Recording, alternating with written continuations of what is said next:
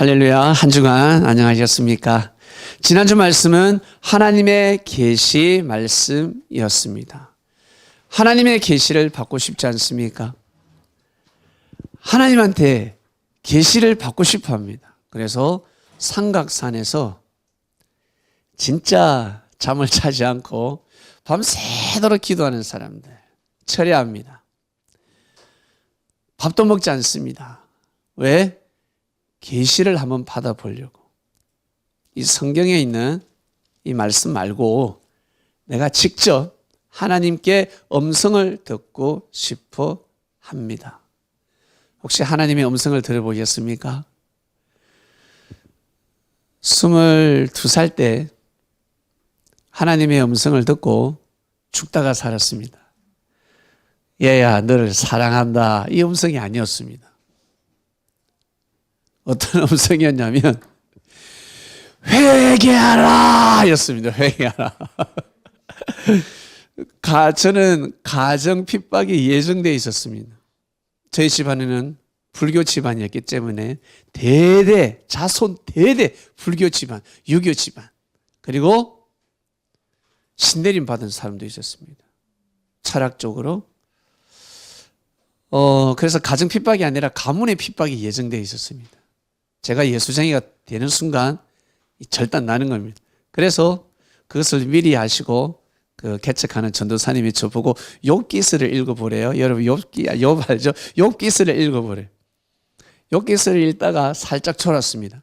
살짝 졸았는데 깊이 자지도 않고 살짝 졸았는데 하늘에서 음성이 들리는데 회개하라라는 음성입니다. 그 음성은 지구촌의 모든 사람이 다 들을 수 있는 음성이었습니다.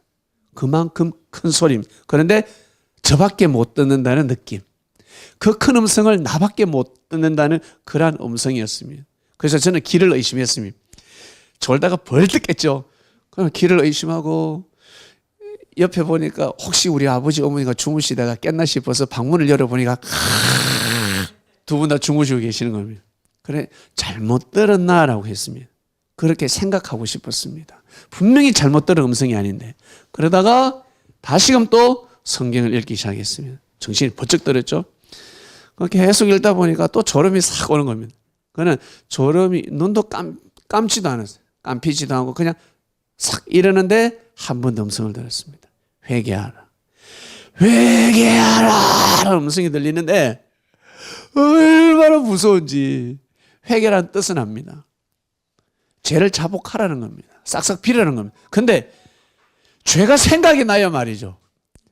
22살까지 살면서 죄를 많이 지었을 건데 죄가 생각나지 않았습니다. 근데 제가 바로 무릎 꿇고 싹싹 빌었습니다. 왜? 한 번만 더 그 음성을 들으면 저는 죽습니다. 경기 들려가지고 심장마비로 죽을 수 있는 느낌. 그 음성이 듣기 싫었습니다. 그래서 무릎 꿇고 하나님 살려주이소. 그때 하나님 살려주세요. 여러분 살려주세요. 그냥 빌었습니다. 그때가 생각이 납니다. 제가 그때 처음이자 마지막으로 들은 하나님의 음성입니다. 그냥 느껴집니다. 하나님 아버지의 음성이 이렇구나. 마치 저 발전소 있죠. 전기 발전소 몇만 볼트가 그냥 가정집으로 바로 들어오는 느낌. 그래서 중보자를 보내주셨구나. 그리고 걸러서 220볼트로 나한테 들어올 수 있게끔. 그래서 주님을 보내주셨구나. 그 음성을 들으면 저는 그 음성은 듣기 싫습니다. 정신이 얼마나 번쩍 들든지. 그러면서 제가 가정 핍박을 이겨내고 가문의 핍박을 이겨내고 우리 부모님을 전도했습니다. 할렐루야. 10개월 만에 전도가 되더라는 거예요. 정신이 번쩍 들어가지고 저는 그 음성의 계시를 잊을 수가 없습니다. 근데 그 말씀은 성경에 많이 기록되어 있죠. 그러나 이 기록된 이 말씀을 회개할 음성을 들을 때는 소름 끼치지 않습니다. 뭐 적혀 있구나. 전혀 감동되지 않습니다. 생명을 사랑하라 적혀 있어도 내가 너를 사랑한다. 내가 너의 죄를 사하노라. 전혀 감흥이 없습니다. 그런데 어느 날 인생이 힘들고 힘들 때 어쩌다가 성경을 봤는데 눈물이 쭉 흐를 때가 있습니다. 특히 어디 있는 사람? 교도소에 있는 사람. 교도소에 수많은 사람들이 이 성경을 보고 눈물을 흘린다고 합니다. 자유가 있을 때는 이게 이 말씀이 그다지 감동스럽지 않았는데 다 구속되다 보니까, 그리고 특히 사형수들 내일 사형 집행을 합니다. 성경을 보는데 너는 내 아들이라 내가 너를 사랑하노라. 내가 너의 죄를 사한다. 이 음성에 목이 메이고 이 말씀을 붙잡고 주여 부디 저를 용서해 주시옵소서. 부디 저를 지옥에 가지 않게 하시고 제발 구원 좀 시켜주세요. 이런 사람이 많다고 하지 않습니까? 그렇죠? 똑같은 말씀인데 참 신기한 책입니다. 이거 진짜 신기한 책입니다, 여러분. 네. 지식이 가득하고 하는 일이 잘 되고 잘 되면 잘 될수록 원래 하나님을 잘 믿어야 되는데 멀리합니다. 뭐가 같냐면 교만해지기 시작합니다. 사람을 함부로 이렇게 여기기도 하고 고개를 숙이지 않습니다. 내가 낸데 내 능력으로 하지. 뭐 하나님이 도와줘. 예수가 왜 필요해? 내 힘으로 다 하는 거야. 이 인생은 내가 개척하는 거야. 그런 논리를 딱 가져버립니다. 나가서 부모도 모릅니다. 부모도 제껴두고 오직 자기 인생을 살아가는 사람들이 저는 많이 보았습니다. 안타깝죠. 근데 하나님께서는 저들에게 왜 계시를 하지 않을까? 내가 있다라고 왜 계시하지 않으실까? 우리는 그러한 오해를 합니다. 오해를. 그러나 알고 보면 그 수준에 맞게끔 다 계시합니다. 사랑하는 그리스도인 여러분, 성경을 본다든지 그리고 하나님의 은혜를 입게 되면 새로운 말씀이 아닙니다. 새로운 말씀을 듣는 것이 아니라 원래 여러분들이 다 아는 말씀입니다. 예수님이 오셔서 전하신 말씀은 새로운 말씀이 아닙니다. 율법의 말씀을 전하셨습니다. 그런데 율법을 잘못 알고 있으니까 이 구약의 말씀을 잘못 알고 있습니다. 오해하고 있습니다. 하나님을 사랑하는 유대인들이 생명을 사랑해야 되는데 하나님을 사랑한다는 이유만으로 생명을 무시하고 있습니다. 생명을 학대하고 있습니다. 생명을 저주하고 있습니다. 이게 잘못됐다는 거예요. 그래서 예수님이 율법을 다시금 하나하나 풀어주셨습니다. 예수님이 전하신 말씀은 다 성경의 율법에 기록되어져 있는 말씀입니다, 여러분. 오늘도 여러분들이 말씀을 들으실 건데 말씀을 들어보면 아, 나 저 말씀을 알아. 우리 엄마가 이야기했지. 학교 선생님이 이야기했지. 어제 술 한잔 하다가 친구가 얘기했구나. 여러분, 퍼즐이 맞춰질 것입니다. 그러나 우리는 부분적인 진리를 가지고 왔습니다. 그래서 인생의 길을 낼 수가 없는 것입니다. 부분적인 진리, 온전한 진리를 들으면 이제 알게 되는 겁니다. 아, 부분이 모이면 온전한 진리가 되는 겁니다. 그래서 옛말에 그리고 어른들도 그렇고 현세의 말도 그렇고 뭉치면 산다. 뭉치면 사는 것입니다. 아무리 훌륭하고 똑똑한 사람이랄지라도 흩어지면 깨집니다. 혼자서 할 수 없습니다. 참으로 신기한 일입니다. 부분적인 진리를 가지고 왔으니 삶을 개척해 나갈 수가 없었습니다. 인생이 허무하다. 하나님이 없다라고 해버립니다. 부분적이기 때문에. 그러나 온전한 진리를 알면 아무리 힘들어도 순교의 길을 갑니다. 2000년 전 예수님의 제자들은 온전한 진리를 알았기 때문에 순교의 길을 갈 수가 있었습니다. 그리고 이 조선 땅 구한말 선교사들이 들어왔습니다. 선교사들이 들어와서 십자가의 길을 갔습니다. 어떻게 갈 수 있었을까? 그 똑똑한 사람들이, 그 유능한 사람들이 미국에서, 일본에서, 중국에서, 프랑스에서, 독일에서, 영국에서 참으로 잘 먹고 잘 살 수 있었는데 이 조선에 살고 있는 무지한 백성들에게 이 복음을 전하러 들어왔습니다. 백정들이 감히 그 엄청나게 뛰어난 위대한 가문을 핍박하고 욕하고 악평하고 무시하고 노랑머리라고 파란 눈이라고 핍박하기 시작했습니다. 그러나 그 선교사들은 이 조선인들을 사랑하면서 끝까지 복음을 전하고자 노력하며 장티푸스에 걸려서 이질에 걸려서 풍토병에 걸려서 그 어린 나이에 꽃다운 나이에 숨을 거뒀습니다. 사람들은 또 조롱했겠죠. 하나님이 있으면 어떻게 풍토병이 걸릴 수 있을까? 하나님이 있으면 어떻게 코로나가 걸릴 수 있을까? 사람들은 또 비방하기 시작합니다. 잘해줘도 비방하고 못해줘도 비방하고. 그러나 그분들은 묵묵히 복음을 전하다가 가셨습니다. 결국 그 피가 어때요? 참 거름이 되고 우리 대한민국에 꽃을 피우고 열매를 맺게 하는 귀한 인생이 되었습니다. 우리는 그 시대에 살아가고 있습니다. 그리스도 복음이 들어간 곳, 예수님을 주라 시인하는 나라가 선진국이 되었습니다. 잘 사는 나라가 되었습니다. 원래는 유대인이 잘 살았죠. 유대인이 뛰어났죠. 그런데 이 유대인들은 유대 땅에서는 뛰어난 삶을 살 수가 없습니다. 미국으로 반드시 가야 합니다. 그리스도 땅으로 가야 합니다. 독일로 가야 됩니다. 프랑스로 가야 됩니다. 영국으로 가야 됩니다. 그리스도 땅에 가서 예수님을 주라 칭하는 그 땅에 가서 몸부림치며 살아야 큰 뜻을 이룰 수 있습니다. 유대 땅에서는 한계가 있습니다. 여러분 묘하지 않습니까? 지금도 저 땅은 전쟁하고 있습니다. 이것이 바로 여러분 예수님 한 분으로 인해서 일어난 세계사입니다. 진짜 역사입니다. 살아있는 역사입니다. 그러니 항상 우리 자신의 생각으로 하나님의 섭리 역사를 판단하지 마시길 바랍니다. 내가 좀 궁금하다. 진짜 예수가 대단한 사람인가? 세계사를 공부해 보시면 합니다. 세계 역사가 어떻게 흘러왔는지. 자, 오늘 또 이제 그분의 말씀에 떡을 떼면서 오늘 말씀의 주제는 청함을 받은 자와 택함을 입은 자입니다. 본문 쭉 읽고 마치도록 하겠습니다. 볼게요.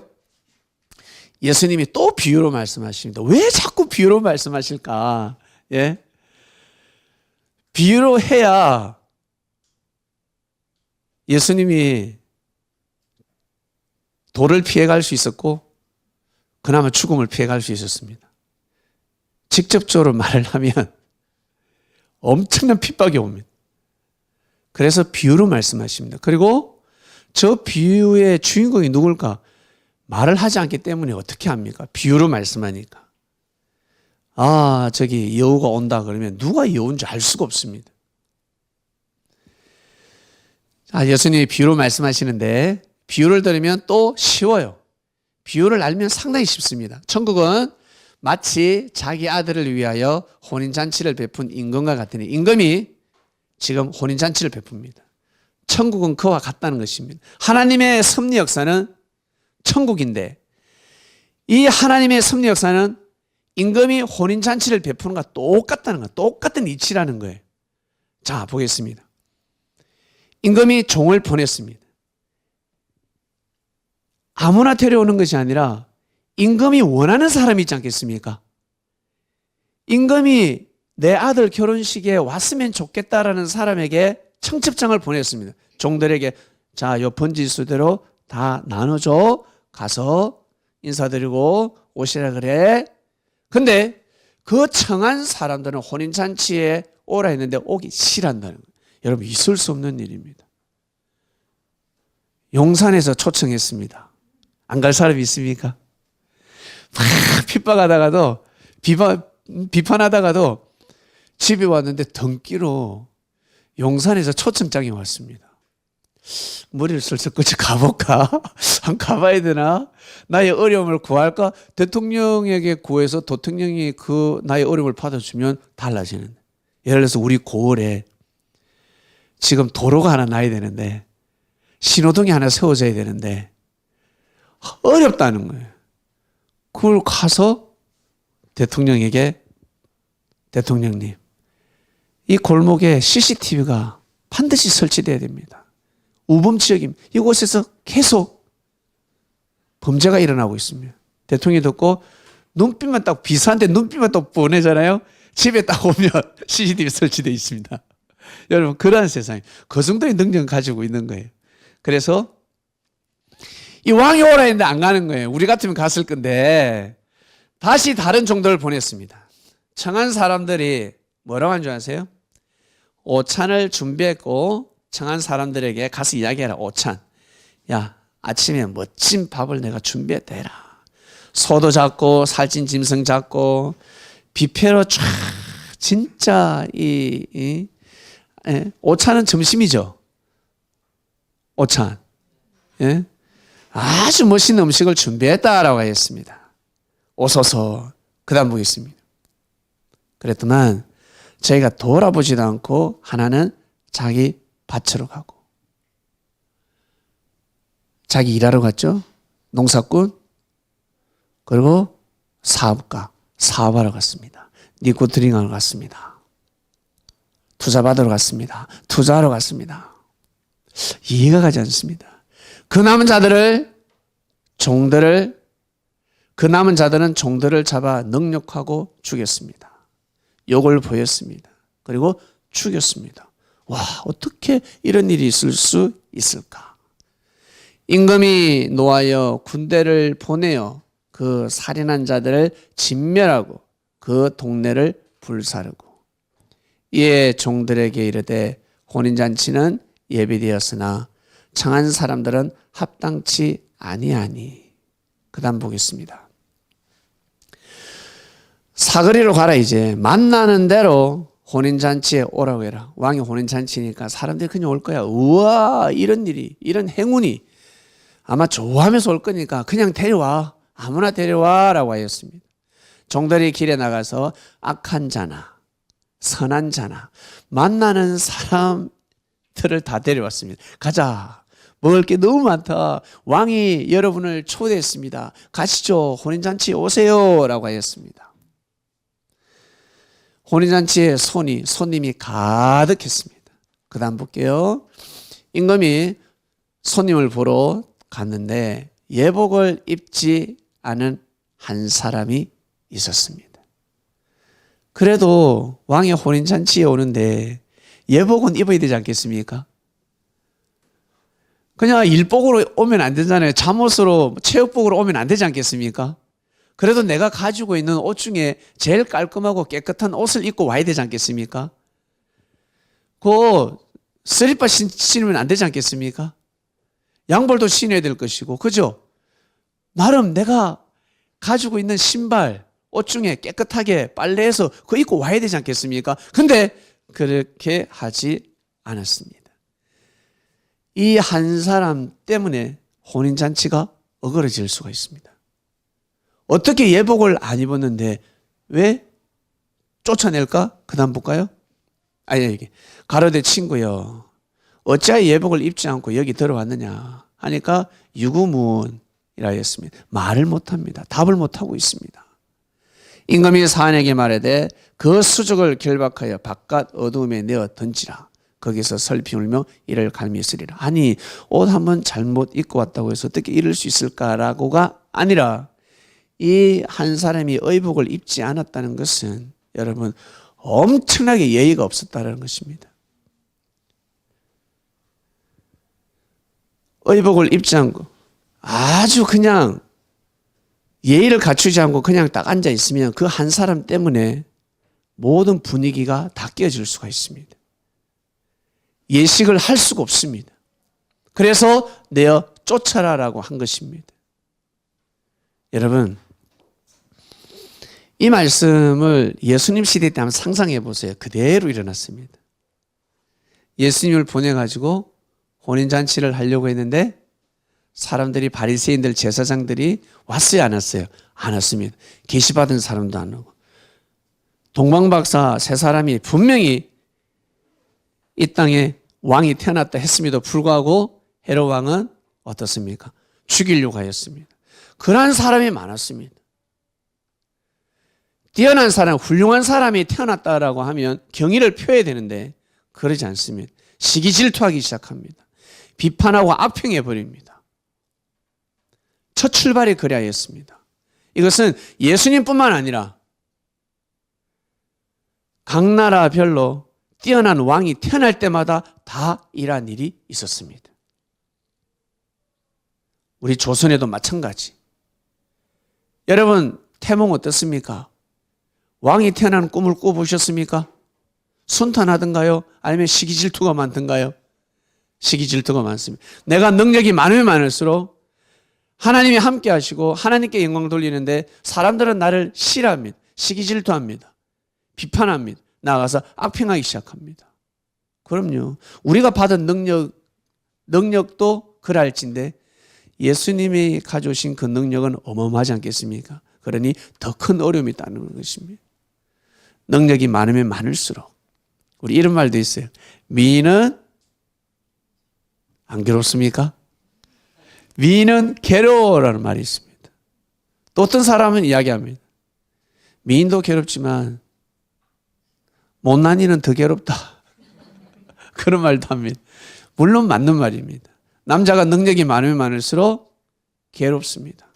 돈이 많아 보세요. 나 돈 많다 자랑 한번 해보세요. 사람들이 존중해 주는가? 존중해 주는 장에서 와서 무조건 돈 빌려갑니다. 그리고 사업 투자 시키려고 합니다. 딱 말하는 순간, 진실을 말하는 순간 사람들은 진실되게 살아야 된다. 진실 따지다가 여러분 인생 망할 수가 있습니다. 진실보다 진리가 더 중요한 것입니다. 여러분의 마음을 진실되게 말씀을 한번 해보세요. 내가 이 형제에게 가지고 있는 마음을 모사를 쓰지 않고 진실대로 한번 말을 해보시길 바랍니다. 네. 다 일이 허털어질 것입니다. 모사를 써야 됩니다. 근데 사람들은 야 진실이 무엇이냐 진실이 무엇이냐라고 하는데 그 진실은 생명을 살리기 위한 진실이지. 거짓으로 생명을 죽이려고 하니까 진실이 중요한 것이지. 하나님의 뜻을 이루기 위해서는 진실을 가지고서는 되지 않습니다. 제가 어느 정도 신앙이 뿌리가 내렸을 때 가정 핍박이 왔기 때문에 제가 살았지. 교회 한번 갔다 오자마자 엄마 아버지 저 교회 갔습니다. 저 이제 신앙생활 할 겁니다. 그런 순간 진실되게 말하는 순간 어떻게 됩니까? 저는 끝나는 것입니다. 교회를 절대 갈 수 없습니다. 왜? 믿음이 없었기 때문에. 하나님의 은혜도 받지 못했기 때문에 말하는 순간 깨지는 것입니다. 사람들은 자꾸 진실. 나는 진실되는데 너는 왜 진실되지 않냐라고 하는데 그러지 마시고 항상 진리대로 삶을 살아가 보시길 바랍니다. 즉 뜻을 이루기 위해서 한번 살아가 보시길 바랍니다. 예수님 시대 때 예수님이 메시아라는 게 진실이었습니다. 그러나 말하면 돼요? 안 돼요? 안 되는 겁니다. 밭에 감춘 부활을 발견했습니다. 여러분이 로또가 되었습니다. 코인이 상장돼가지고 벼락부자가 되었습니다. 말하면 돼요? 안 돼요? 안 된다고요. 말하는 순간 큰일 납니다. 주위의 지인들이 도적으로 바뀝니다. 평소에 도적 같은 마음을 가진 사람은 강도로 바뀝니다. 큰일 나는 것입니다. 특히 우리 여성들, 우리 여기 미인들이 계시는데 옆에 툭 찌릅니다. 피아노도 잘 치는데 남자 있어요 없어요? 꽃입니다. 반주사님은 내가 보기엔 능력이 없어. 별로야. 그러면 남자 있다 해야지. 저 남자 있어요. 저 지금 남자친구 만나러 가요. 저 폰 번호 좀 가르쳐 주세요. 폰 번호 가르쳐 줄 겁니까? 진실되게. 그러면 끝나는 것입니다. 가르쳐줘도 번호를 틀리게 가르쳐줘야 됩니다. 이게 여러분 진실의 개념입니다. 진실은 생명을 살리기 위한 것이 진실이지. 나머지 모든 걸 진실 따지다가는 큰일 납니다. 잘 구분하시길 바랍니다. 예수님도 제자들에게 말하지 말라 했습니다. 이 머리 안 돌아가는 제자는 예수님 왜 거짓말, 왜 저렇게 담대하지 않지? 예수님 왜 저렇게 소심하지? 왜 사실을 진실을 말하지 못하게 할까? 라고 할 수 있습니다. 예수님은 진실을 밝히러 오신 것이 아니라 진실을 밝히면 예수님의 제자들, 죄에 품하는 제자들은 다 몰매 맞습니다. 예수님한테 오면 죄를 덮어줍니다. 예수님, 저 친구 무슨 죄를 품했기에 저렇게 울면서 갑니까? 왜 저렇게 슬퍼합니까? 예수님, 저 친구 고해성사 했는데 무슨 내용이에요? 그거 가르쳐주면 돼요? 안 돼요? 안 되죠. 가르쳐주면 안 되는 겁니다. 야, 죄가 있어서 나한테 온 것이 아니라, 죄를 고백한 것이 아니라 형제를 위해서 나하고 같이 기도하다가 눈물바다가 된 것이야 라고 해야 되는 것입니다. 사랑하는 그리스도인 여러분, 예수님 시대 때라면 생각해 보세요. 그대로 재현된 말씀입니다. 예수님 시대 때 하나님이 미리 다 정해서 예수만 보내면 다 와야 될 사람들이 계시를 받았음에도 불구하고 그 계시를 싫어합니다. 부인합니다. 예수님한테 오는 것을 싫어합니다. 나가서 예수님이 보낸 제자들을 죽이려고 합니다. 예수님을 믿는 사람을 핍박하고 돌을 던지고 죽이려고 합니다. 감금을 시킵니다. 똑같은 일이 났습니다. 나가서 나중에는 아들을 죽여버리잖아요. 그러면 왕이 가만히 있겠습니까? 임금이 가만히 있겠습니까? 천벌이 내려지는 것이죠. 이 말씀은 예수님 시대 때만 이루신 것이 아니라 복음이 들어가는 곳곳마다 일어납니다. 이 조선 땅에도 똑같이 일어났습니다. 그래서 선교사들이 다 죽었습니다. 수많은 선교사들이 다 죽었습니다. 결국 어떻게 해요? 일본이 들고 일어났잖아요. 우리나라가 복음을 받아들이고 이 서학을 받아들였더라면 일본이 함부로 우리나라를 삼킬 수 없었을 건데, 일본의 선교사를 중국 그리고 저 미국 이 하나님의 뜻에 의해서 너희들 잘못하면 집어삼켜진다. 일본이 가만히 있지 않을 것이야. 그래서 선교사를 보냈습니다. 유능한 뛰어난 사람들, 능력을 가지고 온 사람들입니다. 그 서학을 빨리 받아들여야 되는데,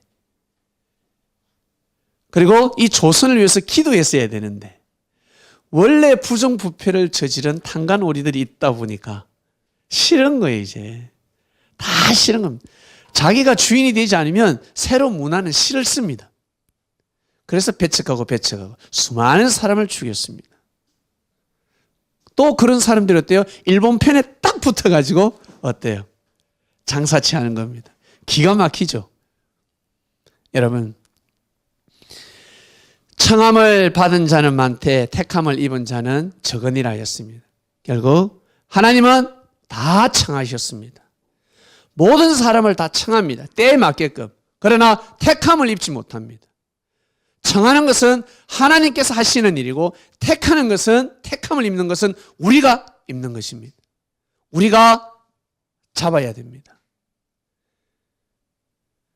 천지 만물을 하나님이 창조하셨습니다. 여러분이 창조하셨습니까? 우리 아버지도 농사를 지으셨지만 콩 하나를 창조할 수가 없습니다. 밥 한 토를 창조할 수 없습니다. 천지 만물을 창조했습니다. 그러면 우리는 창조의 능력을 발휘하는 것이 아니라 다스리는 능력, 택함을 입어야 되는 것입니다. 만물을 귀하게 여기고 소중히 여기면서, 제가 돈의 개념을 말씀드리지 않았습니까? 왜 우리는 돈을 사랑할까? 사장님, 돈이 좋아 죽겠죠? 네? 돈이 좋아 죽겠죠? 돈이 얼마나 좋아? 돈 싫어하시는 분 있습니까? 제 계좌번호 불러드리겠습니다. 제 계좌로 다 쏘시길 바랍니다. 돈 싫어한다는 사람 다 거짓말이에요. 돈을 얼마나 사랑하는 줄 아세요? 돈을 너무너무 좋아하고, 어쩔 때는 돈이 나보다 더 좋아. 내보다 더 좋다. 그래서 부모님들이 어때요? 물질 때문에 몸을 상해가면서, 오늘 이 일을 하러 가면 내가 다치는데 왜 돈이 필요하니까. 나도 먹고 살아야 되지만 내 자식이 먹고 살아야 되니까, 학비가 필요하니까,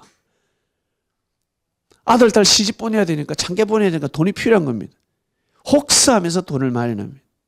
그리고 나가서 돈이 너무너무 좋습니다. 돈 보고 너무 기뻐합니다. 남편 보면 실망인데 통장에 돈을 보면 이거 보여주면 안 되지. 우리 남편한테 이 진실을 말하면 안 되지. 여보, 당신 적금 탔지? 아니, 적금은 집에 다 살림살이로 나가지. 돈 없어요라고 해야지. 그래, 여보, 적금 탔어요. 어떡할까요? 다음날 바로 사라질 수가 있습니다. 여러분, 그러한 세상입니다. 돈을 너무너무 사랑합니다. 제가 주님, 왜 우리는 돈을 사랑합니까? 라고 했을 때 돈을 거슬러 올라가니까 나오더라는 거죠. 기원이 나오더라는 겁니다. 결국 고구마가, 감자가, 생선이, 토끼가 돈이었다는 것입니다. 물물교환 시대가 있었습니다. 내가 고구마 한 보따리 들고 가서 닭 한 마리하고 바꾸지 않습니까? 지금은 그게 흘러서 엽전이 되고 지폐가 되고 카드가 되고 지금은 코인까지 되고 있습니다. 주식도 있고. 지금은 이래 됐지만 거꾸로 거슬러 가면 돈은 무엇입니까? 만물입니다. 만물은 누구 거라고요? 하나님이 창조하셨습니다. 하나님이 만물을 창조하셨습니다. 즉 하나님이 돈을 창조하셨다는 거예요. 즉 만물은 우리 인간에게 주는 하나님의 선물입니다. 돈은 하나님의 선물입니다. 그래서 말하지 않아도 얼마나 돈이 귀하고 소중한지 그냥 느껴집니다. 가르치지 않아도 그냥 느껴집니다. 제 할아버지가 치매가 들어서 오랫동안 치매를 앓다가 돌아가셨는데 치매가 걸려도 돈은 안 까먹어요. 제가 거기에 놀랐습니다.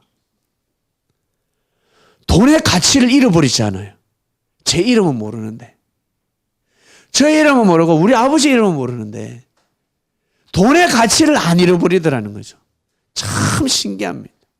얼마나 살아생전에 사랑했으면 돈의 가치를 잃어버리지 않을까. 할아버지가 돈의 가치를 잃어버리는 순간 제가 그 용돈 좀 받을 수 있는데 그죠? 자, 여러분 세상이 이렇다는 것입니다. 하나님을 오해하지 말라고 지금 풀어드리는 겁니다. 하나님을 오해하는 순간 인생이 괴롭습니다. 오해하지 말라. 그래서 돈을 사랑하시길 바랍니다. 돈을 귀하게 여기시길 바랍니다.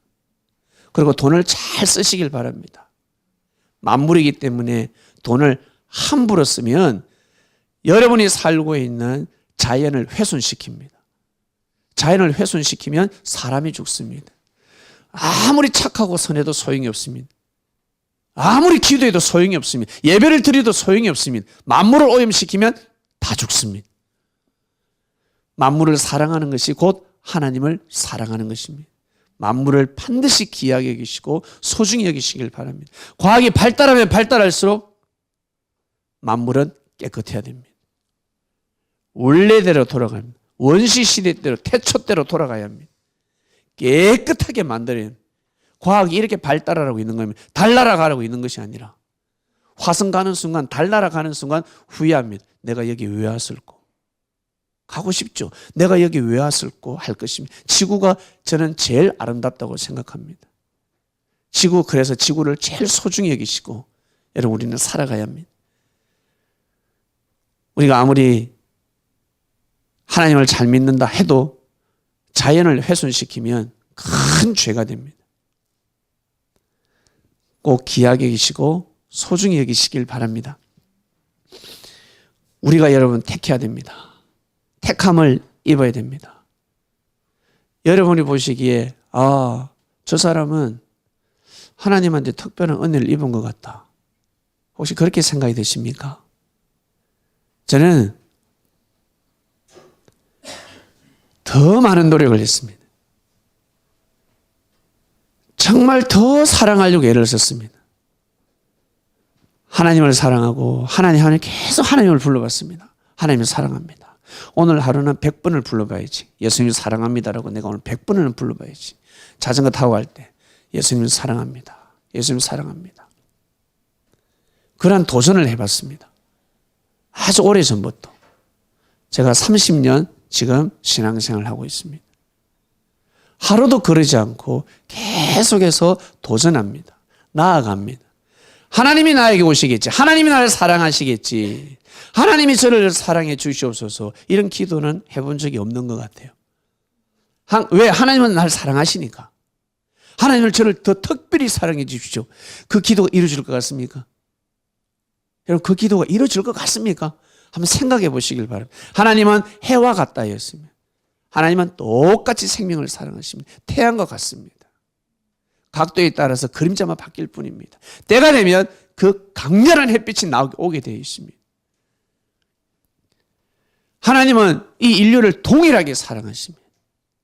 중요한 것은 내가 하나님을 사랑해야 된다는 것입니다. 이스라엘 백성들이 선민의식을 가지고 있었는데 이 바보 같은 것들이 선민의식이 무엇입니까? 여러분 선지자가 무엇입니까? 선지자는 남들보다 하나님을 더 사랑하고 하나님의 말씀, 하나님의 뜻을 외치는 자입니다. 더 하나님을 모시고 섬기는 자들입니다. 선민의식을 가진 유대인들은 일반 민족보다 더 하나님을 잘 믿었다는 것입니다. 믿습니까? 다른 민족이 하나님을 안 믿을 때 유대인들이 더더욱 하나님을 잘 믿었다는 거예요. 아브라함, 이삭, 야곱. 이 민족이 하나님을 너무 잘 믿었기 때문에 하나님이 축복을 받을 수밖에 없는 겁니다. 하나님의 그 능력이 살아날 수밖에 없는 겁니다. 항상 좋은 말을 하는데 제가 하루 종일 안 좋은 소리하고 나타나면 이 얼굴이 아마 흑인될 겁니다. 시커멓게 안색이 날아갈 것입니다. 근데 계속 좋은 말하고 좋은 말 하면 얼굴이 활짝 피는 것입니다. 그와 같습니다. 우리가 어떤 마음을 먹냐에 따라서 하나님의 사랑이 꽃필 수가 있고 하나님의 뜻이 사라질 수가 있습니다. 그래서 문제가 있으면 힘듦이 있으면 하나님이 나를 버리셨나가 아니라 나 자신을 돌아보아야 합니다. 내가 뭔가 잘못을 했나 실수를 했나? 나가서 뜻이 있겠지. 분명히 뜻이 있다. 나는 지금 정도의 길을 걸어가고 있는데 나는 정말 신실한 삶을 살아가고 있는데 선한 삶을 살고자 몸부림을 치고 있는데 내가 화를 낼 수도 있고 욕을 할 수도 있는데 내가 참고 있는데 하나님을 생각해서 참고 있는데 그러면 그 어려움과 고통은 그 시련은 아주 밑거름이 되어가지고 꽃을 피우게 될 줄로 믿습니다. 절대 망하라는 법은 없습니다. 저는 어릴 적에 어른들이 망하는 법은 없다 이 말을 이해를 하지 못했습니다. 그런데 살다 보니까 정말 맞구나. 죽으라는 법은 없구나라는 것을 알게 되었습니다. 이 말씀, 그 당시에 이 말씀이 그대로 일어났습니다. 여러분 2000년 전에 이 말씀이 그대로 일어나고 있는 상황 그리고 앞으로 또 더 심하게 일어날 수밖에 없는 사건의 말씀을 미리 말씀을 하신 것입니다.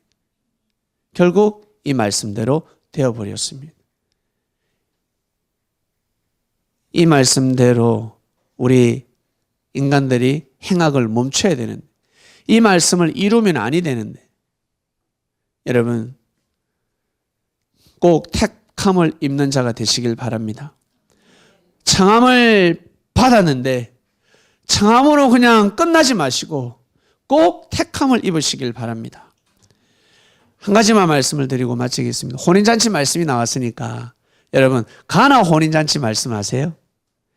예수님이 사역을 하실 때 그 가나 혼인잔치 갈릴리 가나 혼인잔치에서 포도주 기적을 베푸셨습니다. 혼인잔치에 예수님 어머니하고 제자들이 함께 했는데 청첩장을 받아서 갔습니다. 예수님이. 분위기가 아주 무르익었습니다. 근데 포도주가 딱 떨어진 겁니다. 포도주가 딱 떨어졌어요. 그래서 예수님이 그 돌 항아리에다가 물을 채워라 하였습니다. 6 항아리라고 기록되어 있는데 항아리에 물을 가득 채워가지고 그거 갖다 주라 했어요. 그랬더만 이 물 항아리가 포도주로 바뀐 거예요. 연회장이 이 지배인이 깜짝 놀라가지고 신랑에게 아니 이 맛있는 포도주를 친장 내지 왜 지금 내냐고 너무너무 맛있다라고 하였습니다. 물이 포도주로 바뀌었습니다. 이것이 바로 포도주의 기적이라는 말씀이 있습니다. 여러분은 어떻게 생각하십니까? 하나님을 오해하지 않고 정말 하나님을 잘 믿을 수 있습니까? 우리는 그렇게 잘 믿을 수 있지만 이방인들은 믿기가 어려울 수도 있습니다. 예수님은 비유가 아니면 말씀 안 하신다 했습니다. 하나님께서도 내가 비유가 아니면 말씀을 안 한다라는 성경 말씀이 있습니다. 이게 비유면 어떡하지? 비유로 기록되어 있으면 어떡할까? 혼인잔치에서 제일 빠지지 말아야 될 음식이 무엇입니까? 고기입니까? 술입니까? 저는 술이라 생각합니다. 유월절에서 제일 빠지지 말아야 될 음식은 떡입니다. 그래서 오병이어 말씀을 선포하셨습니다. 바닷가에서 예수님이 비유로 말씀하시는데 물고기를 사람으로 비유하셨습니다. 그리고 밭에서는 무슨 말씀을 하셨습니까? 추수 말씀을 하셨습니다. 가라지하고 알곡의 말씀을 하셨습니다. 항상 그 상황에 맞게끔, 그 장소에, 그 배경에 맞게끔 예수님은 비유로 말씀하셨습니다. 갈릴리 가나 혼인잔치 요한복음 2장에 보면 기록되어져 있는데 이 답을 드리겠습니다. 마치 이적과 기적으로 적혀져 있는데 성경에는 또 어떤 말씀이냐면 볼게요. 띄워주세요. 새 포도주는, 잘 보세요. 새 포도주는 낡은 가죽 부대에 넣지 아니하느니 그렇게 하면 부대가 터져 포도주가 쏟아지고 부대도 버리게 됨이라. 새 포도주는 새 부대에 넣어야 둘 다 보존되려. 맞죠? 맞아. 새 포도주는 새 부대에. 지금은 우리 아주 용기가 좋지 않습니까? 그러나 2000년 전에는 부대란 말이에요. 가죽으로 만들었습니다. 짐승 가죽으로. 맞아. 새 포도주는 낡은 가죽 부대에 넣으면 다 터져버리고 쏟아지면 못 먹지. 새 부대에 넣는 게 맞지라고 믿습니다. 그죠? 자, 그 다음 볼게요. 새 포도주는 새 부대에 넣어야 된다. 맞죠. 묵은 포도주를 마시고 새 것을 원하는 자가 없나니 이는 묵은 것이 좋다면이라 하였습니다. 사람들이 묵은 포도주만 마시고 있습니다. 새 것을 먹어야 되는데 새 포도주를 안 먹고 묵은 거를 계속 마신다는 겁니다. 이 묵은 포도주가 뭘까? 묵은 포도주가 무슨 뜻일까? 그 다음 보겠습니다. 사도 바울이가 그랬습니다. 이제는 우리가 얽매였던 것에서 대하여 죽었으므로 율법에서 벗어났음. 이러므로 우리가 영의 새로운 것으로 섬길 의문의 묵은 것으로 아니하지. 의문의 묵은 것. 답이 없다는 겁니다. 하나님의 은혜를, 하나님의 역사를 느낄 수가 없다는 거예요. 의문투성이란 물음표라는 거예요. 묵은 거라 했습니다. 묵은 것이 무엇입니까? 바로 율법. 율법을 묵은 거라고 하는 겁니다. 새 것은 예수님이 전하시는 새 말씀. 고로 묵은 포도주는 율법 말씀. 새 포도주는 예수님이 전하시는 말씀. 새 포도주는 새 부대에 담아야 됩니다. 새로운 말씀은 새 부대에 깨끗한 마음을 가진 사람, 믿음 있는 사람에게 말씀을 전해줘야 받아들일 수 있습니다. 그러지 않으면 그 말씀을 못 받아들입니다. 예수님이 가져오신 그 포도주는 새로운 말씀입니다. 묵은 말씀이 아닙니다. 새 말씀이었습니다. 율법 말씀을 새롭게 풀어주는 말씀이었습니다. 그래서 여러분, 우리가 이 말씀을 비유로 삼으면 얼마나 재미있는 줄 아세요? 어제도 조기에 축구팀하고 회식을 했는데 저보고 막 놀려요. 박 목사 술 한잔 하지. 술 한잔 하지. 카스, 소주 이야기해요. 저 모르는 줄 아세요? 저 어젯밤에 포도주 마셨어요. 어젯밤 너무 많이 마셨습니다. 못 알아듣습니다. 진짜 포도주인 줄 압니다. 저 어제 포도주 너무 많이 마셨습니다. 우리 학생들 집에 갈 때 한번 사람들 앞에서 이야기해 보세요. 엄마, 아빠, 내 집에 갈 테니까 포도주 한잔 합시다.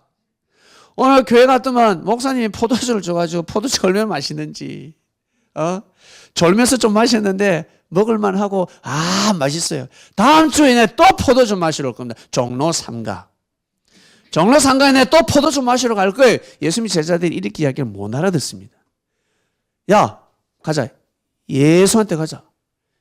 라삐한테 가자. 왜? 야, 포도주 마시러 가야. 야, 이 포도주 남기지 마. 끝까지 마셔. 버리면 안 돼. 포도주 버리지 마. 마셔 빨리.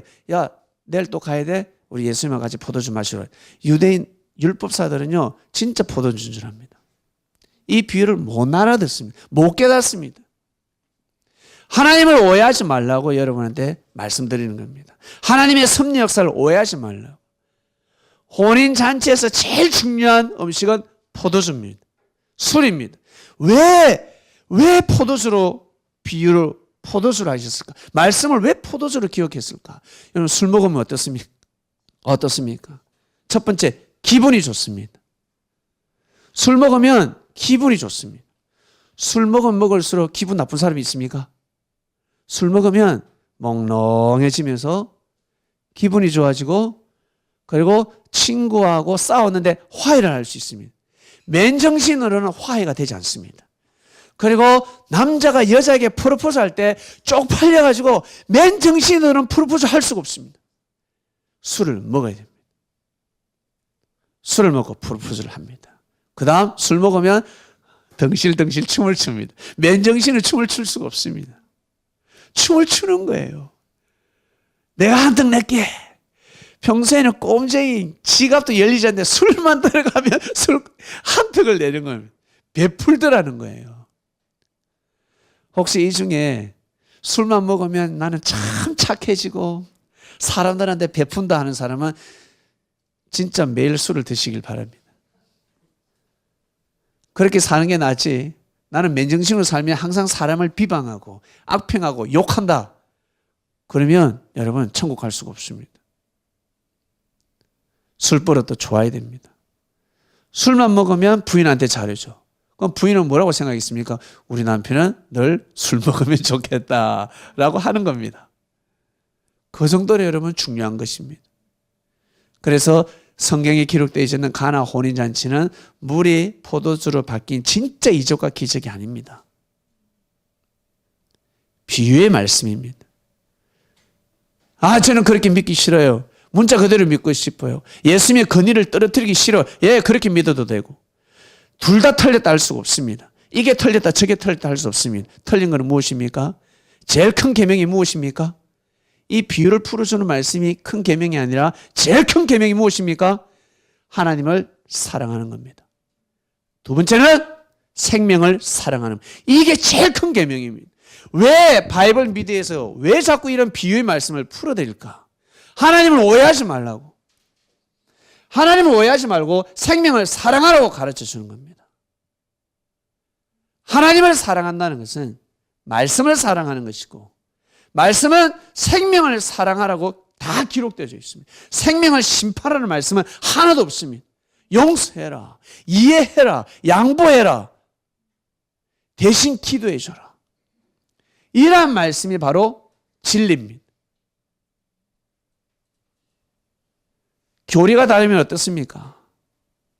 어떤 곳에서 성경을 잘 풀어요. 진짜 잘 풀어요. 그러면 그곳은 더더욱 생명을 사랑해야 될지어다. 성경을 공부하고 성경의 지식은 해박한데 생명을 함부로 여긴다 그러면 그는 이단이 되는 겁니다. 사이비가 되는 겁니다. 하나님 보시기엔 그렇게 되는 겁니다. 우리 사람은 우와 대단한 교단이다. 엄청나다. 저 성경을 어떻게 풀었을까? 풀면 뭐예요? 생명을 사랑하지 않는데.